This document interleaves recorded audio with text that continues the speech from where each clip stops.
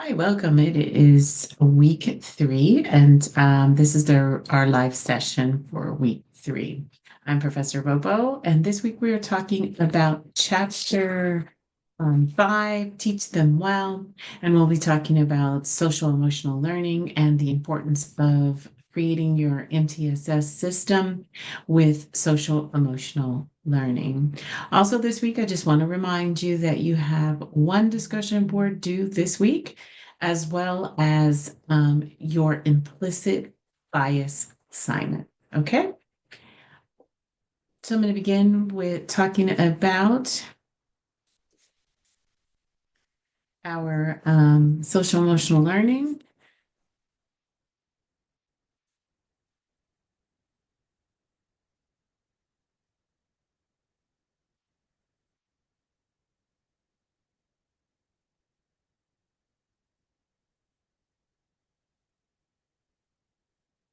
All right. So in this chapter, we are talking about what social emotional learning is. Okay, so for schools, it refers to the process through which students develop essential skills that they need to manage their emotions, build healthy relationships, and make responsible decisions. So, in schools, we are trying to create a positive environment to improve our students' mental health and enhance our academic success. We also want to build resilience, emotional intelligence, be able to interpret.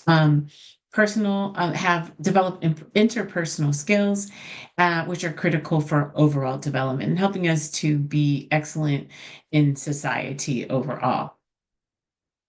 So there are five core competencies for social emotional learning: self awareness, understanding one's own emotions, strengths, and limitations; self management, regulating emotions and behaviors in a healthy way, such as being able to manage stress, set goals, practice self discipline; social awareness, which is recognizing and understanding emotions and perspectives of others. This is where we attempt and consistently give students the ability to learn empathy and develop empathy to build and respect all different populations. The fourth competency is relationship skills. This is communicating effectively, resolving conflicts, cooperating, building. This is where we teach the difference between conflict resolution and bullying.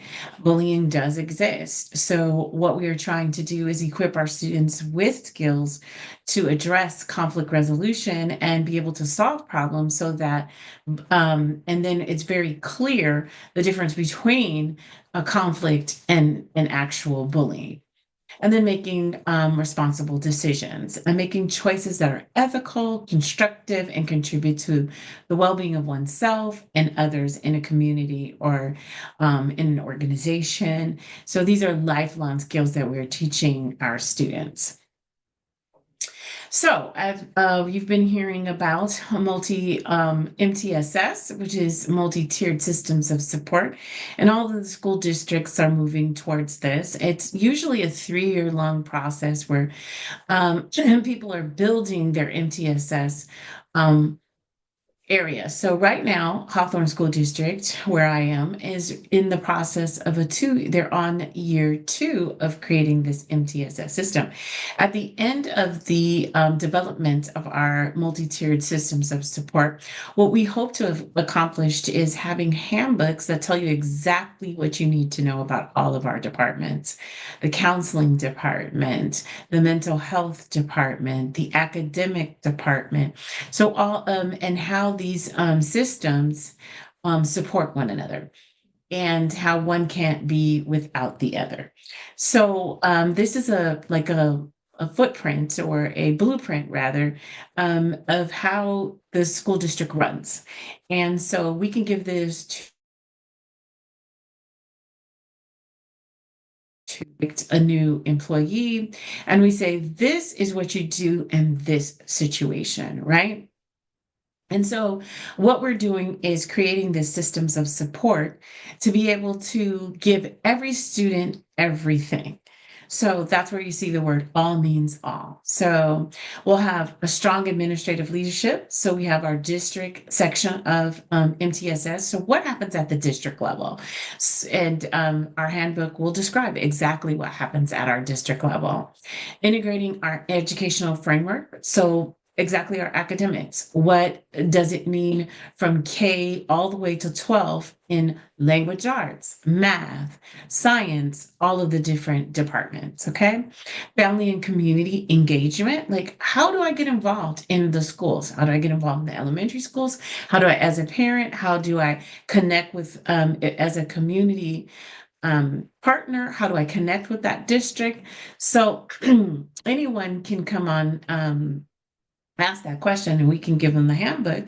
And whether you've been there 20 years or whether you are brand new to the district, this handbook will be able to describe how to families can get engaged, how community partners can build relationships with the district, and so on. And then our policy and procedures, our structure. What are our laws? How do we function within those laws? Like many of us, many laws in education require that we have policies, suicide prevention, child abuse, and these are required that each employee is trained annually in these various areas. So this handbook will um, describe all of that information and connect you to where you need to go next. So, how do we apply it to our counseling services and delivery? Okay, so with our counseling services and delivery, we have our academic instruction, and then we have our behavioral instruction. And then we also see that in the past, we kind of left out college and career. But now with our MTSS, we are including college and career into this tiered leveled situation. So with our counseling service and delivery, we should have a tiered system. In that tiered system, we give 3 levels of support. Now you can give 3 levels of support at the same time to a student, or a student can receive 1 level, 2 levels, or all 3 levels, depending on what their need is. And then and they can flow back and forth between the levels, depending on what is their need and also um, their growth.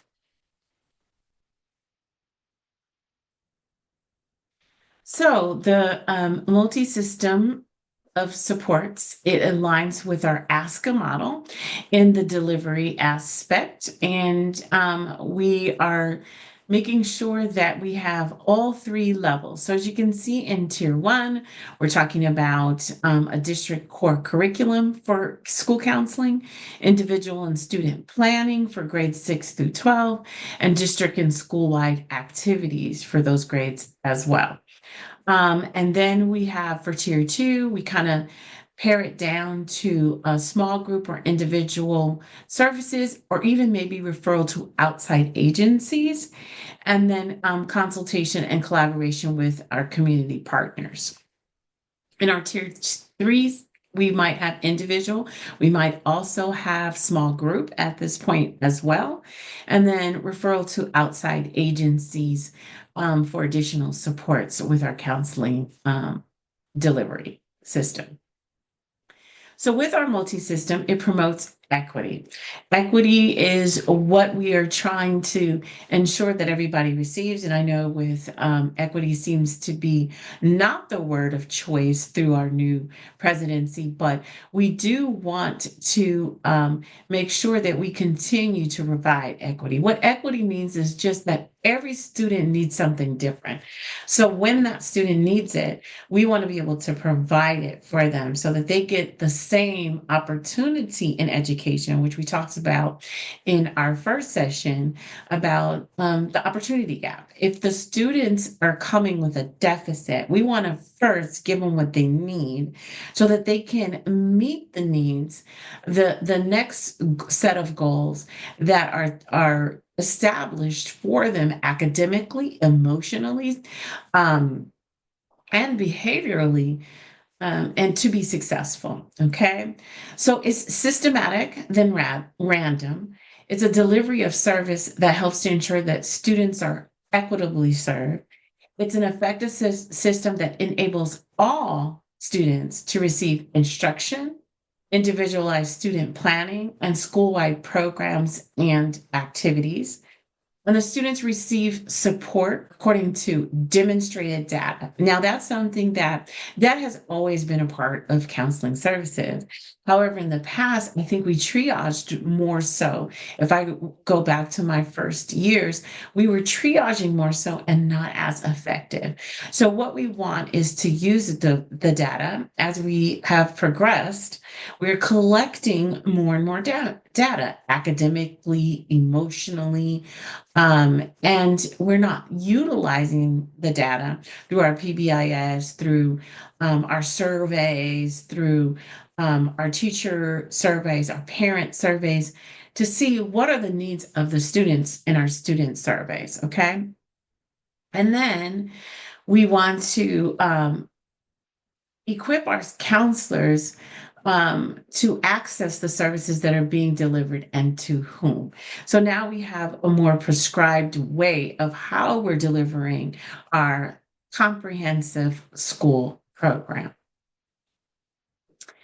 So with this multi-systems of support, we began to set district-wide goals and school-wide goals as well. So the district has its set of goals, but we also know that within a system, each school has its own culture.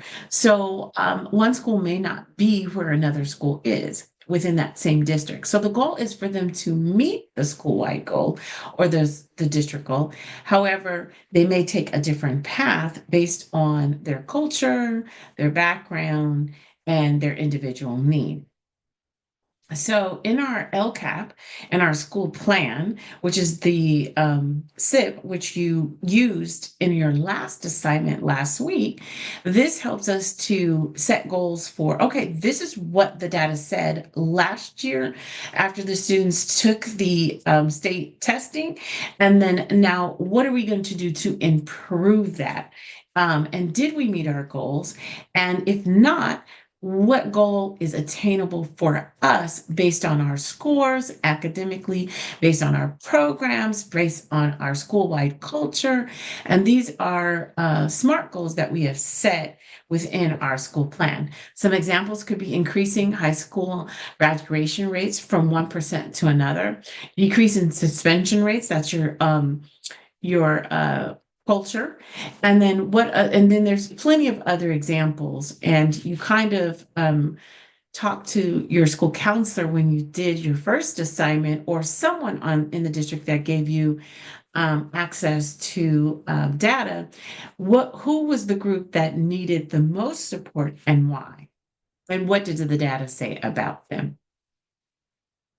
So by looking at the data, then you decide who needs what and when and how often. So how many people need tier one support? How many people need tier two support? Is there anyone that already needs tier three support?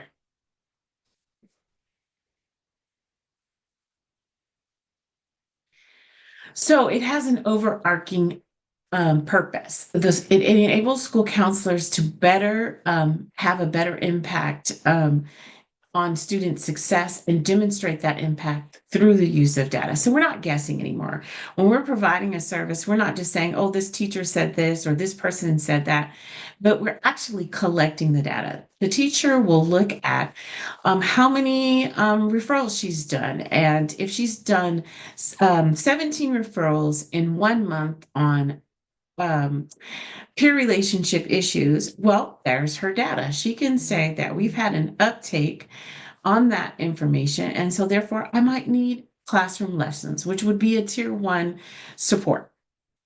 So she would request to have the school counselor come into the classroom and provide several lessons on friendship. Like, what is good friendship? What is conflict resolution? And then the school counselor would provide a series of maybe 4 to 6 lessons for that classroom and do a pre and post test to see how the students are, interacting with one another and why they're not getting along. So, just like I said in my example, a tier one would be a lesson that you would deliver. I've delivered this school year based on my previous last year. My third graders took the OAS bullying prevention survey. And in this survey, they felt that they all were being bullied. So that's interesting because if everybody's being bullied, who's actually the bully and who's actually the victim? So, what we determined is that they needed clarity on what was bullying and then what is conflict. So, as a result of that, we got that survey results back in August. So I quickly went to the teachers to design classroom lessons on bullying and conflict resolution. I did 6 lessons. They were in fourth grade at the beginning of that school year. I contacted the teachers, informed them that they needed additional support in this area. And that has been a continued ongoing situation for that grade level this school year. So I began with classroom lessons, then I did some small pull-out individual lessons, small group for the tier two for those students who still did not get it and still continued to maybe tease or bully, or I wouldn't say bully, but tease or cause name calling, anything to cause conflict within the classroom. And then I went back and did a lesson on kindness, 3 more lessons after we returned from Christmas break on kindness and tolerance, and because during the kindness week, and we did that to support, like we're moving into this and we want to spread kindness, so we're building on that. And that was also in a classroom lesson. So I went from a tier one to a tier two and then back to a tier one lesson plan for our students in fourth grade. So, school counseling curriculums promote equity, and it needs to be 80% is consistent across the district, and 20% is based on local need. So, when you're choosing your curriculum topics, the 80% is what the district needs, and the district usually provides some type of curriculum. Now, the one that we purchased was Second Step, and that was our SEL curriculum. Originally, the counselors were delivering these lessons about 3 years ago. Then, when we began the MTSS process, we moved that to a tier one intervention, and we gave access and bought the licensing for our teachers to deliver the lesson. So they're there to deliver 2 lessons per week, and there is set time within their schedule, and that's from K to 5. Now, the reason why we chose Second Step is because Second Step is actually a K-12 curriculum. So, with it being a K-12 curriculum, it goes across our district. And then we're getting and saying the same thing with the same curriculum. Also, they improved their curriculum and made it digital. So that was easier for us to promote. When I purchased the curriculum for the schools that I was working at, it was still paper and pencil. So now it is a digital curriculum that makes it easier to access no matter where you are. And then the other 20% is based on local needs, like your school data. So, what lessons you provide thereafter, your current trends, and your school initiatives, things that relate to your culture and your climate. So, that's how you'll utilize or school curriculums. Um, like it says here, many schools' counseling programs mistakenly live in the 20%. Now, what they mean by that is that we focus on just the students that are in the tier two and the tier three area. And why that is not a good thing to do is because you're constantly triaging. There's already a problem once they're in the tier two and the tier three situation. So, what we're trying to do with the tier one is provide that ongoing education in social emotional learning to be able to teach everyone because they're coming from various backgrounds, and so we want to bring them together to begin to set social norms within the school, and then they know how to build and how to focus within the school, and what are the expectations within the school environment, and then we move the students fluidly through um, tier two, tier three, back to tier one, depending on their needs. Okay, so what comprises the 80% versus the 20%? So, what every student needs developmentally, no matter where they live or what their SES is, because they breathe, they need this. So, this is the 80%, and this is where most of our topics should begin. Transitioning to middle school or high school or post-secondary school, college and career exploration, skills for learning, academic success, empathy, emotional management, and problem solving. And then the 20% examples are appropriate social media use and empathy lessons. That's when we see that there's maybe a disconnect or misunderstanding as to what the expectations are, and there needs to be a reteach. Grief and loss lessons, and then education pays lessons because many students and much of the data indicates that the high percentage of first generation students need more information on the importance of education. So this is a tier one example, aligned across a district-wide school counseling curriculum in the SEL domain. So we've got social skills, friendship skills, respect and conflict resolution, making healthy choices, navigating high school relationships, developing healthy adult relationships, right? And then these are our ASCA mindsets and behaviors. You'll find that on our ASCA webpage. And this, when you're designing your school lesson, this is exactly what we would be talking about. So you'd create one social skill lesson for grade K using this standard. This is actually using a peacemaking curriculum. There are 5 lessons. You would only be creating one or utilizing one. And then the evaluation is the protective factor index. Okay. So as you can see, this is how you navigate it through. Now, down here in 9 and 12, you'll see that the counselor created the lessons because there weren't any lessons for the high schools. Okay. And then steps to respect, that's another core curriculum that is used. Friends to the end is another one. And then making healthy choices is also a topic, but there's no core curriculum for that. Now, if you're wondering where you get some of these core curriculums from, CASEL, CASEL, is the website that does all of our data for us. So CASEL is evaluating all of these different curriculums, trying to see if they do what they say they're going to do.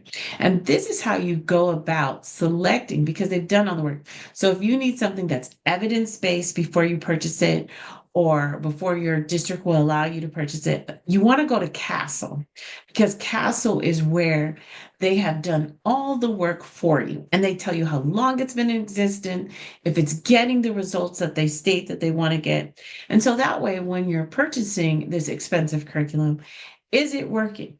Is it working for urban or rural schools? If you're a urban school, Is it working for that population? Or is the language not correct? Or what is it? Is the disconnect. Okay, this is an example of a tier one core curriculum action plan agreement.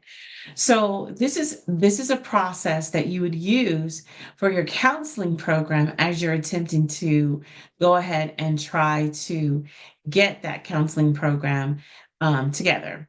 So here's your lessons, and this is just for first grade only.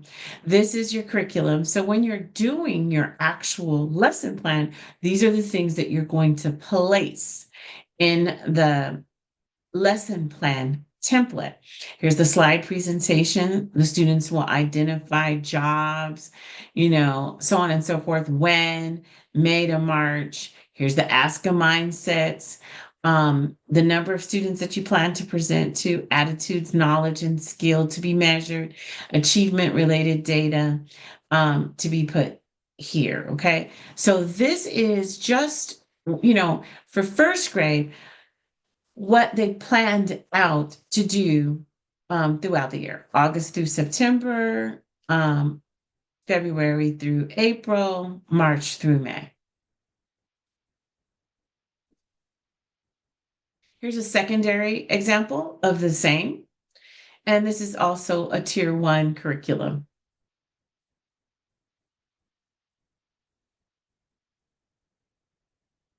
All right, so then you need a core curriculum feedback tool. So this is an example of a feedback tool that you would give to your students and to your teachers to see if this is are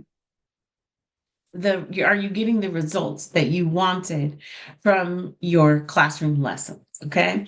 And this is a way that you can improve your classroom lessons. So, and this helps you to evaluate your data. At the end of your template, your lesson plan template for your last assignment, it says down here that what was the measurement tool. And this is something that you would use if you were actually delivering the lesson. Okay. So again, this is another monthly communication piece from this particular school in this school district. And when you're trying to apply for RAMP and for your comprehensive school counseling program and getting rewards through ASCA, these are newsletters that are required for the process. Okay, so making sure that you have like some ideas of what lessons you'll be giving, when you'll be giving it, the months that you'll be giving it, and communicating that effectively to your parents, to your community, so that they understand, the need for your students. Okay, so checking for understanding. Which of the following items are examples of core curriculum? Fourth grade classroom lesson on bullying. Yes, that's correct. Sixth grade group for students with multiple. That's not a core curriculum because that's not a lesson. That is just gathering data. FAFSA workshop during lunch. No. FAFSA classroom lesson in all 11th grade English classes. That one is a yes. College and career exploration lessons in each third grade class. That's a yes. And college essay writing lessons in honors AP English class. No. Okay. So because it is only for the honors AP English. So remember when we're doing core curriculum, it is for everyone. So if we're doing it, we're not doing it just for our AP English classes, but yet we're doing college and career exploration for all of the third grade classes, all of the 11th grade English classes, all of the fourth grade classes. Okay. So this is the difference between what's a core curriculum and what isn't. And then an after school workshop on leadership. Any student can sign up. No, because it's after school. So not everybody has access or equity to it. All right. So, when you're doing your individual student planning, this is also a tier one, and it's used for 6 through 12. So, when you're doing individual learning plans, 4-year plans, grad plans, career plans, etc., this is for everyone. So, again, this is a tier one for our 6 through 12 group. Okay. So it's intended for all. It's engaging students in selecting rigorous coursework that opens up opportunity. It's in self-exploration of skills and interests and values. And this is our ask a position statement. Okay, so when you're doing the individual learning plan and you're doing it for the whole school, this is an example of Chicago Public School, quarter one, quarter two. So welcome to school, me in the world of work, career exploration using Road Trip Nation. My presentation impacts my future. From the middle school to the high school, what to expect. So these are the individual learning plans that each student will have access to in middle school. And this is just an example of a tier one. And then this is the individual student plan process rubric for high school to student engagement. Another example with Missouri. Okay, so when you're doing individual learning plans, you're writing course selection, writing personal academic SMART goals, using technology with online planning, and creating a resume. Your ILP completed by the individual student plan, learning plan is completed by every student and reviewed annually. And these are just different ways in which you can do it. Naviance tasks, career searches, post-secondary pathways, and joining extracurriculars, planning for transitioning to university campuses, community service, and dual enrollment.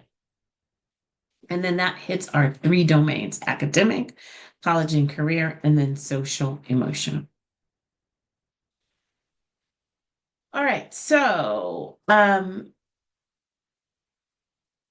our district-wide activities are programs ongoing throughout the school year and more systemic in nature. They tend to be confined to a period of time, like a specific month, week, or day. Some best practices, some franchise key programs and activities across district counties. They should align them with school counseling core curriculums and provide opportunities for families to participate when appropriate. So here's some examples of district and school-wide program activities. This is also a tier one.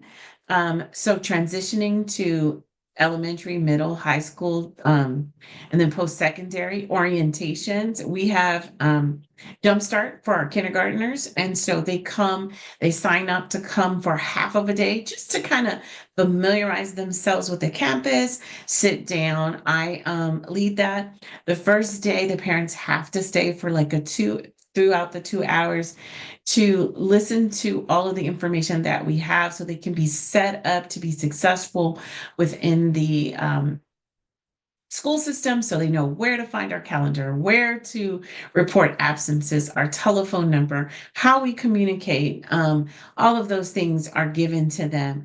What is the academics going to look like in kindergarten? This is everyone's first time sometimes being in school. Obviously, we have TK programs now. Even TK, we don't have measurements. We don't give them the report cards. We do give them report cards. I apologize. We do give them report cards. However, we and we meet with the parents, but it's a curriculum that we're using, but we're kind of exposing them. So if they don't get it in TK, that's okay because it's going to be repeated in kindergarten. So it's just another opportunity for them to receive early education. Attendance programs, new student welcome programs. In our college and career domain, we have college fairs, college signing days, post-secondary tours, summer melts counseling, financial aid initiatives, and junior achievement and BizTown. That is a great one. I highly recommend that. I used that in my middle schools when I was a middle school counselor here in Hawthorne. And so I love junior achievement. And then social emotional domain, school-wide expectations, bully prevention, mix it up day. We did mix it up day. We did a Friendsgiving for mix it up. We just mixed it up. We had a DJ and we encouraged the students because we have the students sit according to their teacher. We told them to sit next to someone else. We gave them questions and they came up and spoke and talked about who they met new, someone that they had not met before. We also have restorative practices, mentorship programs. Red Ribbon Week is another great one, and World Kindness Day, or kindness, the kindness challenge. So these best practices, they align key programs and activities across the district and county, align them to school counseling core curriculums, the LCAP, and the student plan for achievement, and then provide equitable opportunities for families to participate when it's appropriate. All right, so here's how we align our school-wide programs and activities to our school counseling core curriculum. We put the times and when they're going to occur. Here are all the ASCA mindsets and behaviors, and and then here are all the programs, and here are the months. So this is what you would want to see as an elementary example. Here's a middle school example. Same thing, you know. Um, Here's your SEL competencies, respect, core curriculum topics and lesson plans, the program that you'll be using, and then the dates. And then here's a 9-12 high school core curriculum. All right, so here is when we give an example of a family core curriculum plan where we talk about grades K through 5, elementary student success, sharing information about attendance, supporting children's homework, and other strategies to help. That's our September one. Um, Here's one for a college readiness strategies, incoming ninth grade family night for our eighth graders, 9 and 10, underclassmen college readiness night in November. So these are ways that we can incorporate the family. All right. So moving forward, okay, an opt-in. So equity consideration. So how might an opt-in approach advantage certain students or groups over others? Okay. So when you're opting in, is that equitable? And we want to kind of look at that because sure, we say, well, we gave it to everyone, but a lot of people can't stay after school, can't take advantage, have other responsibilities. So it's even though we're offering it to everyone, an opt-in is not always a good choice and it's not an equitable choice. So which students tend to access these services most? Are they the students who could benefit from them most? Those who support, or how do you know? So we know this because usually the student with all of the burdens on their back are not the students who are the ones who kind of hang out at the school and access all of the support that's available at the school, even though it's taking place at the school and it's after school. They have other commitments. They might have to pick up siblings. They might have to have other responsibilities. They might have to um, travel far. So these are the things where they're not getting access to. So then we want to think about what's a more equitable approach. How do we serve everything? So kind of we want to give everything to everybody during the school day as much as we possibly can. So designing our core curriculums around the school day, making sure that each student has access to it during the time that they're supposed to be in school. Okay.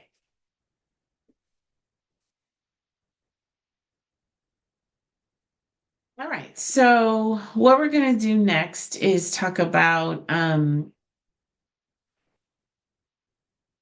remembering that systemic change is messy.